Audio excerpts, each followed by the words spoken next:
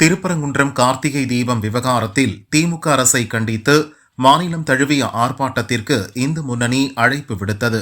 புதுக்கோட்டை நகரிலும் இந்து முன்னணி அமைப்பினர் போராட்டம் நடத்தினர்.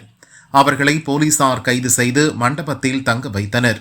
அப்போது போலீசாருக்கும் இந்து முன்னணி அமைப்பினருக்கும் இடையே வாக்குவாதம் ஏற்பட்டது.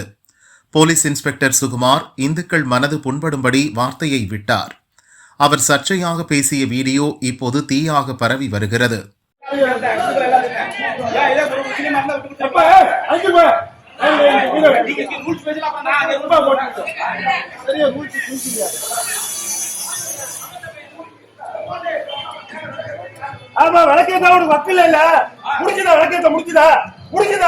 சார் அப்படிலாம் பேசாதீங்க சார் அப்படிலாம் பேசாதீங்க சார் அப்படிலாம் பேசாதீங்க சார் சார் எதுக்கு அப்படி பேசுறீங்க நீங்க?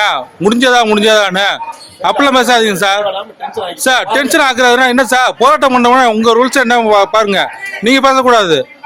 ஏன் கோர்ட் அவமதிப்பு நீங்க பண்ணீங்களா? அதை போய் கேட்கறது அழைச்சிட்டு போயா